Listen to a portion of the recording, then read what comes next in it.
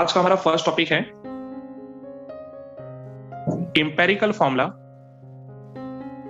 And molecular formula. तो first हम discuss करते हैं इंपेरिकल फॉर्मूला।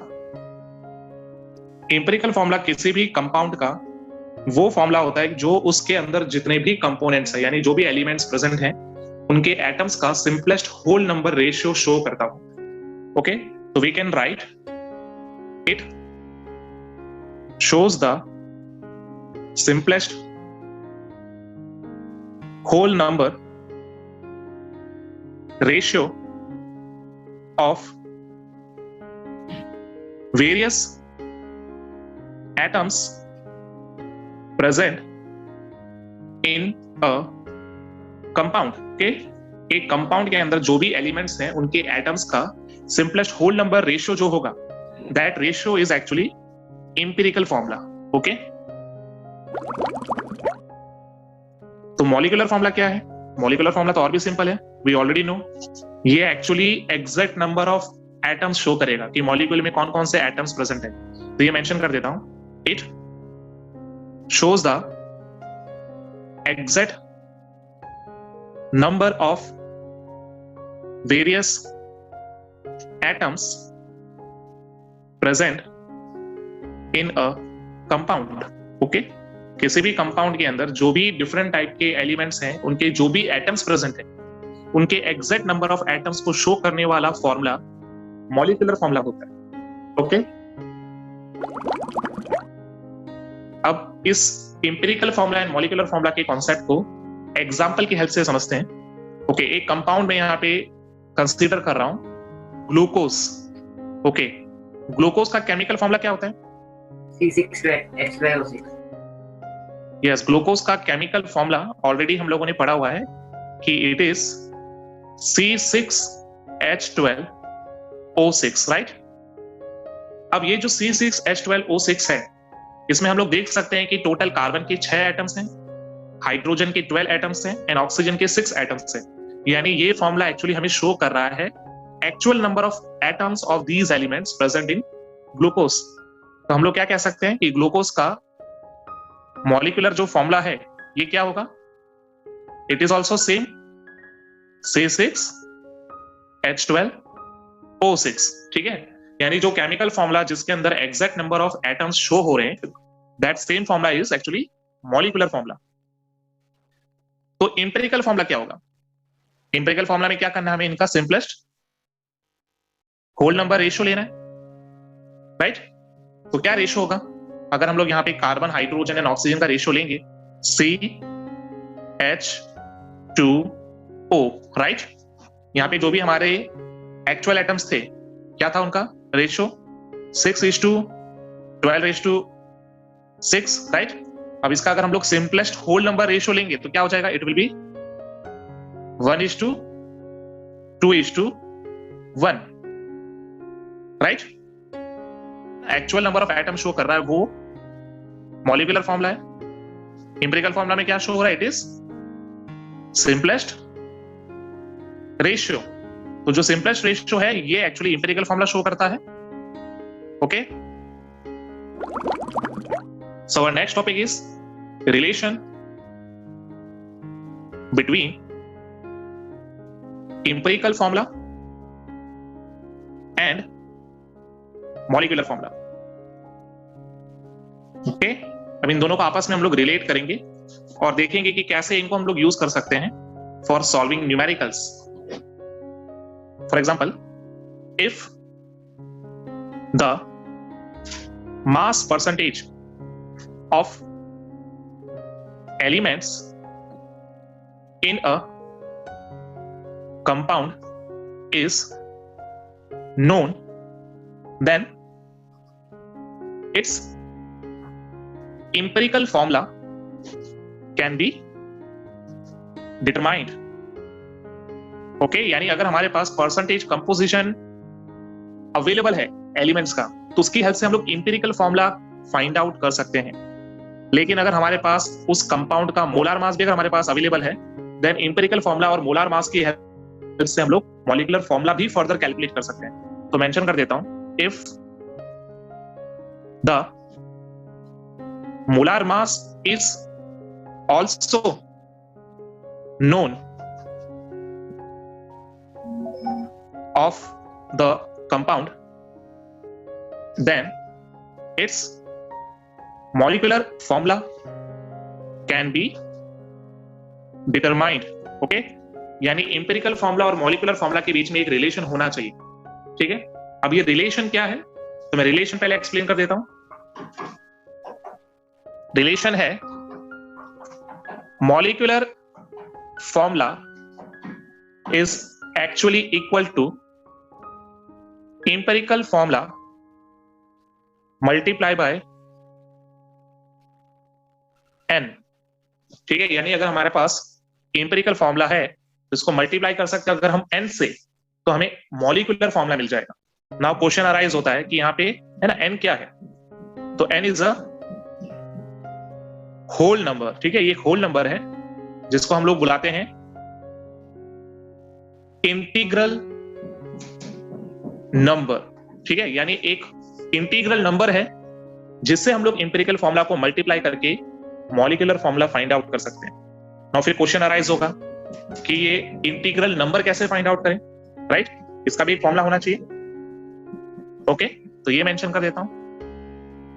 n को अगर कैलकुलेट करना है, ठीक है, यानी इंटीग्रल नंबर अगर हमें कैलकुलेट करना है, तो उसके लिए हमें क्या करना पड़ता है, we have to divide molecular formula mass. ठीक है, या फिर जिसको मैं यहां पे मेंशन कर सकता हूं कि कंपाउंड का मोलार मास. ठीक है, उसे हमें डिवाइड करना है बाय एम्पिरिकल फॉर्मूला मास. ठीक है, मॉलिकुलर फॉर्मूला मास को हमें किससे डिवाइड करना है, बाय एम्पिरिकल फॉर्मूला मास. इन दोनों के रेशियो से जो हमें एक सिंपल होल नंबर मिलेगा, that number is integral number, जिसे हम लोग n से रिप्रेजेंट करते हैं. ठीक है, एक एग्जांपल शो करता हूं. Glucose, right? ओके, अब ग्लूकोज का मॉलिकुलर मास क्या होगा?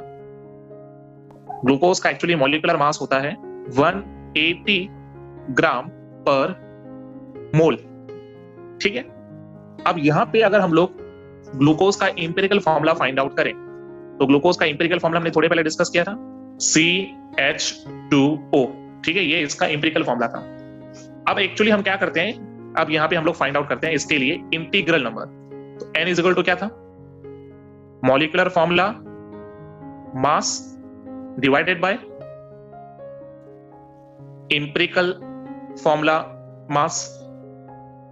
ठीक है, अब यहां पे जैसे कि हम देख सकते हैं कि इंटीग्रल नंबर का जो फॉर्मूला है, it is molecular formula mass divided by empirical formula मास. अब मॉलिकुलर फॉर्मूला मास कितना है, अभी अभी ऊपर मेंशन किया, कितना था, इट इज 180 ग्राम पर मोल डिवाइडेड बाय एम्पिरिकल फॉर्मूला मास कितना होगा, सोचो. ये CH2O, इसी से ऐड करके फाइंड आउट करो. कार्बन का 12, हाइड्रोजन का 1 होता है. अब यहाँ पे 2 हाइड्रोजन है, दैट मींस 2, एंड ऑक्सीजन का 16. टोटल करोगे कितना है, इट इज 30. तो यहाँ पे हम लोग क्या करेंगे, इंटीग्रल फॉर्मूला मास की वैल्यू पुट कर देते हैं, इट इज 30. हाँ, इसको डिवाइड करेंगे, हमें इंटीग्रल नंबर मिल जाएगा. क्या मिलेगा नंबर, इंटीग्रल नंबर मिल गया ना 6 हमें. अब हमने रिलेशन क्या देखा था मॉलिकुलर फॉर्मूला और इंटीग्रल फॉर्मूला के बीच में, molecular formula is equal to empirical formula multiply by n, correct? तो molecular formula is equal to क्या था, इंपेरिकल फॉर्मूला. इंपेरिकल फॉर्मूला क्या है यहाँ पे ग्लूकोज का, it is CH2O multiply by n. n की वैल्यू कितनी है, 6. मल्टीप्लाई करो, क्या आ जाएगा, C6H12O6, राइट? यानी हमने इस एग्जांपल की हेल्प से हमने ये फॉर्मूला जो है इसको वेरीफाई किया. Our next topic is vapor density. अब एक्चुअली वेपर डेंसिटी होता क्या है, ठीक है, तो मैं मेंशन कर देता हूं यहां पे. Sometimes the numerical molecular mass of volatile substances is not given. Instead, vapor density is given.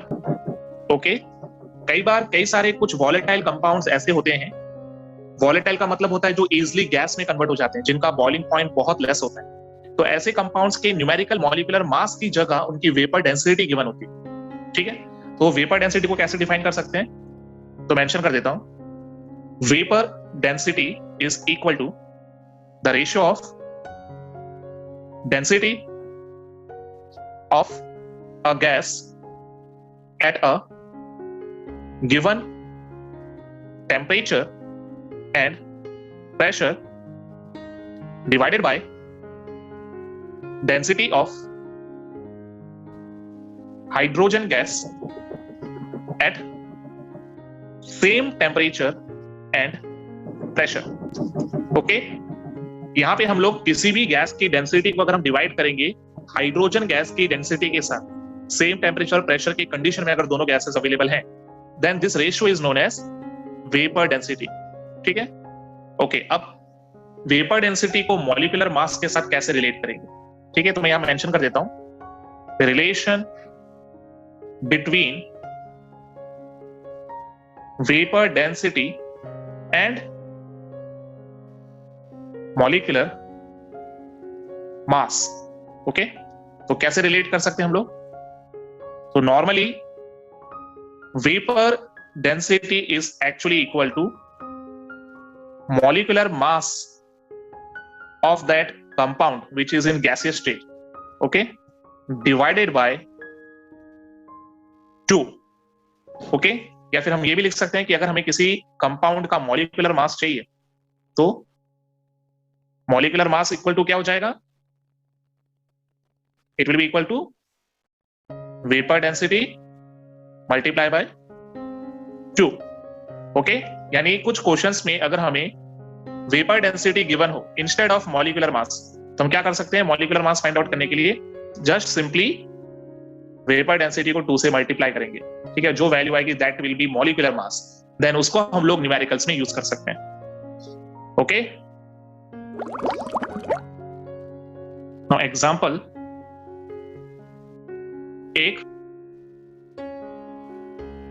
Organic compound है, ठीक है, और इस कंपाउंड के अंदर कार्बन जो है it is 54.55%, okay, and hydrogen जो है इट इज 9.06%, ओके। और क्वेश्चन में जो कंपाउंड है उसकी वेपर डेंसिटी गिवन है, it is 44, okay, and question में हमसे पूछा गया है कि calculate the empirical formula and molecular formula. ठीक है, ये दोनों चीजें हमें फाइंड आउट करनी है। फर्स्ट स्टेप क्या करेंगे? फर्स्ट स्टेप हमारा होगा कि जब भी कभी ऐसा कोई कंपाउंड हमें दिया हो जिसके परसेंटेज हमारे पास प्रेजेंट हो, तो हमें चेक करना है कि परसेंटेज को ऐड करके कितना आना चाहिए? 100।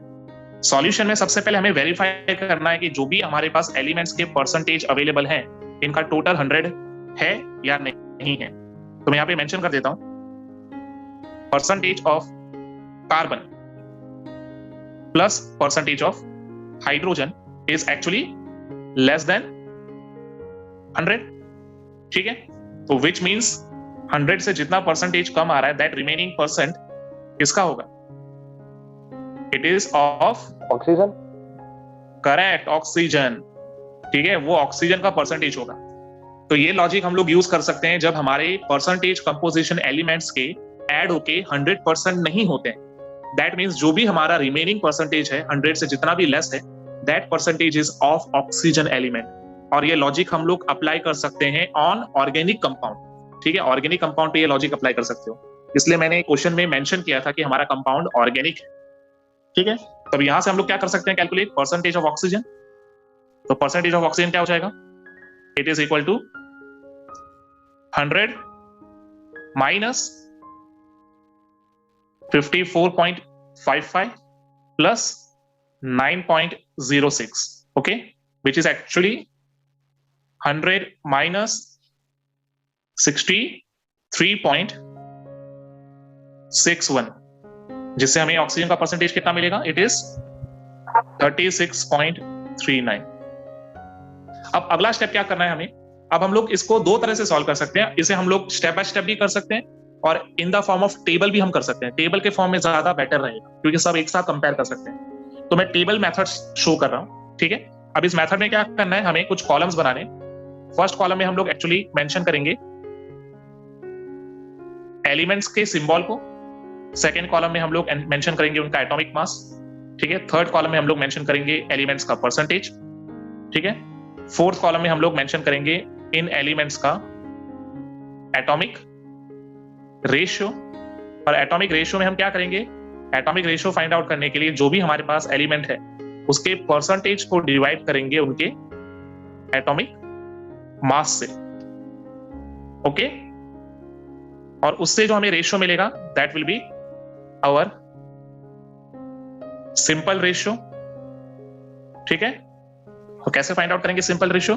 उसके लिए हम लोग क्या करेंगे, जो भी हमारे पास एटॉमिक रेशियो था, ठीक है, एटॉमिक रेशियो, इसको हम लोग डिवाइड करेंगे जो सबसे स्मॉलेस्ट एटॉमिक रेशियो था, ठीक है। तो इसको डिवाइड कर देंगे सबसे स्मॉलेस्ट एटॉमिक रेशियो से। और फाइनली अगर इसके बाद भी अगर हमारा number simplest whole number form में नहीं आता तो हम लोग राउंड अप करेंगे।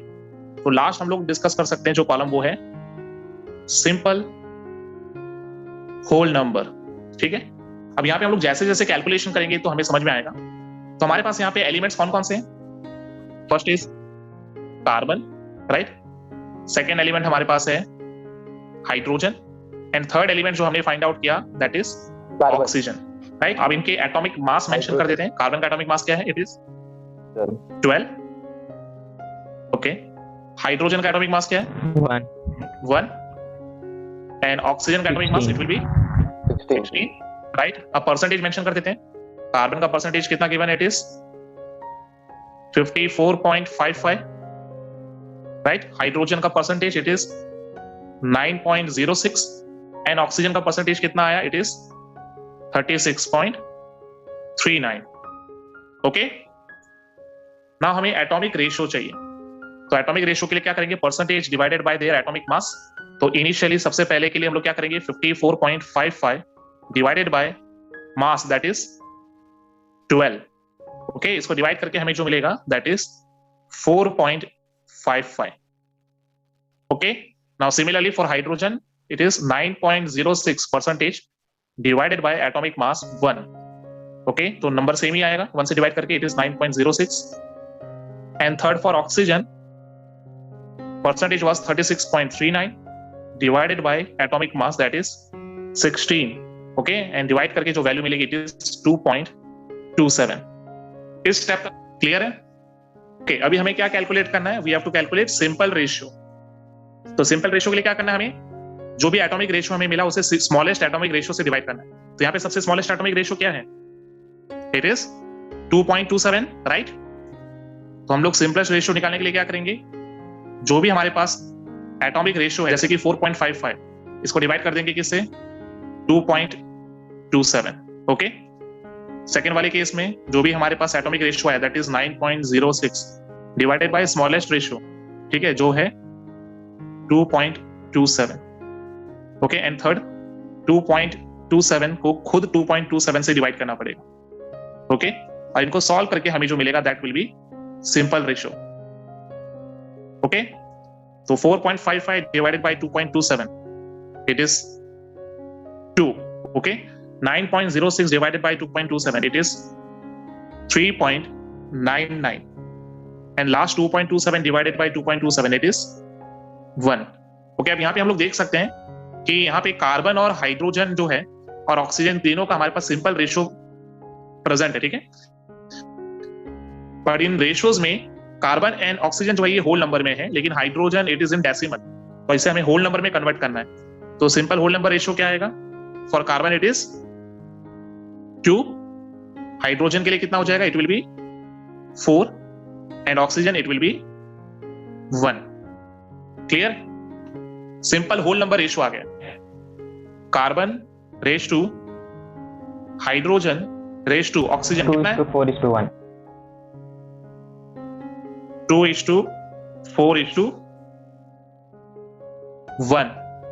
ओके, नाउ अगर इस सिंपलेस्ट होल नंबर रेशियो को यूज करें तो इसकी हेल्प से हमें क्या मिल जाएगा? एम्पिरिकल. Correct, empirical formula. तो यहां से हमें इंपेरिकल फॉर्मूला मिल जाएगा C2H4O. ये हमारा इंपेरिकल फॉर्मूला है. Molecular formula. अब मॉलिक्यूलर फॉर्मूला के लिए क्या करना पड़ेगा? इस इंपेरिकल फॉर्मूला को मल्टीप्लाई करना है विद इंटीग्रल नंबर. हाँ, n इंटीग्रल नंबर. लेकिन इंटीग्रल नंबर तो हमारे पास है नहीं. तो इंटीग्रल नंबर के लिए क्या करना पड़ता है? मॉलिक्यूलर मास को डिवाइड करना पड़ता है बाय एम्पिरिकल मास. हाँ, एम्पिरिकल फॉर्मूला मास. लेकिन क्वेश्चन में मॉलिक्यूलर मास गिवन है नहीं है ना? No sir. क्वेश्चन में मॉलिक्यूलर मास की जगह क्या है जिसको हम यूज कर सकते हैं? Vapour density. Very good, vapour density. और अभी हमने पीछे रिलेशन पढ़ा था, वेपर डेंसिटी और मॉलिक्यूलर मास के बीच में क्या रिलेशन था? Vapour density into 2. Very good. तो मॉलिक्यूलर मास की जगह हम लोग लिख सकते हैं vapour density multiply by 2, right, और divided by empirical formula mass. चलो वैल्यूज पुट कर देते हैं. ओके, तो वेपर डेंसिटी की वैल्यू कितनी है? It is 44 multiply by 2. और एम्पिरिकल फॉर्मूला मास कितना आएगा? काउंट करो. कार्बन के लिए 2 × 12 प्लस हाइड्रोजन के लिए 4 हाइड्रोजन एटम है, multiply by 1, right, plus oxygen के लिए 16. यह सॉल्व करके कितना आ रहा है? 44. ठीक है, तो यहां पे रख देते हैं value. This is empirical formula mass. तो यहां पे वैल्यू रख देते हैं 44. इसको डिवाइड करके हमें मिल रहा है 2, राइट. तो हमारे पास इंटीग्रल नंबर आ गया. इंटीग्रल नंबर यानी n की वैल्यू 2 है. तो हम लोग मॉलिक्यूलर फॉर्मूला कैलकुलेट कर सकते हैं. Molecular formula is equal to empirical formula, that is C2H4O multiply by 2. Yes, तो फाइनली हमारा आंसर जो है मॉलिक्यूलर फॉर्मूला का क्या हो जाएगा? It is C4H4O2. ये हमारा फाइनल आंसर है.